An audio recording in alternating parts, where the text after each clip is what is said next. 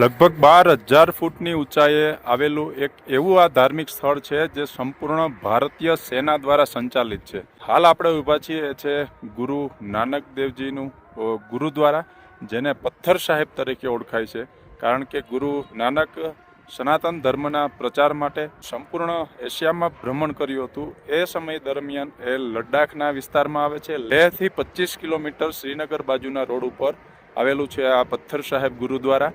અને એ સમયે ગુરુ નાનક લોકોના શાંતિ સુખાકારીના સંદેશા સાથે આ વિસ્તારમાં આવે છે.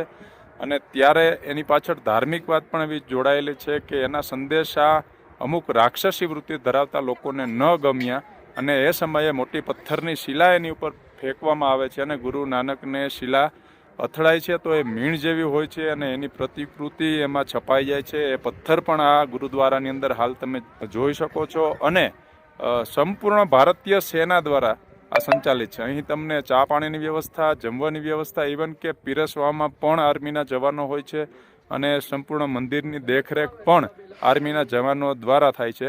તો 16મી સદીની આ ઘટના પછી આર્મી દ્વારા આ ગુરુદ્વારા કે મંદિરનું નિર્માણ કરવામાં આવે છે અને અદ્ભુત આ જગ્યા છે. તો લેહની યાત્રાએ આવો તો પથ્થર સાહેબ ગુરુદ્વારાના દર્શન કરતા અને અહીંની પ્રસાદી લેવાનું ભૂલતા નહીં. અદ્ભુત વાતાવરણ અને એટલી જ શાંતિ.